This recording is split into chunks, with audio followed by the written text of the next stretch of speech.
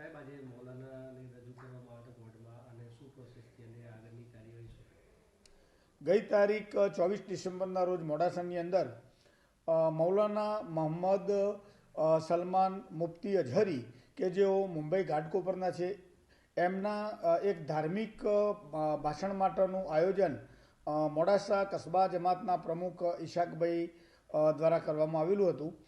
જે ભાષણ દરમિયાન મૌલાના સાહેબ એમણે જે ભાષણ કરેલું એની અંદર ધર્મ વિરુદ્ધના અને અનુસૂચિત જાતિ વિરુદ્ધના ઉચ્ચારણો કરેલા હતા, જેના આધારે મોડાસા ટાઉન પીઆઈ એ જાતે ફરિયાદી બની અને ગુનો રજીસ્ટર કરેલો, જેની અંદર આ ધાર્મિક આયોજનના જે સંચાલક હતા, આયોજક હતા, એ ઈશાકભાઈ ની પણ ગઈ 9 તારીખે ધરપકડ કરવામાં આવેલી અને રિમાન્ડ પૂર્ણ થતો એમને પણ કોર્ટ કસ્ટડીમાં કેદ રહેવા માટે મોકલી આપેલા. જ્યારે મૌલાના મુફ્તી અઝહરીને પણ ગઈ 12 તારીખે નામદાર કોર્ટ સમક્ષ રજૂ કરેલા અને એમના રિમાન્ડ આજે પૂર્ણ થતો કોર્ટમાં રજૂ કરતો નામદાર કોર્ટે એમને જ્યુડિશિયલ કસ્ટડીમાં કેદ રહેવા સારું સાબરમતી જેલ અમદાવાદ ખાતે મોકલી આપેલ છે.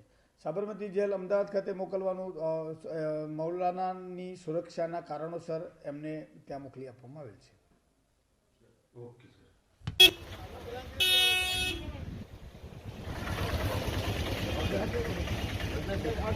બિહાર દો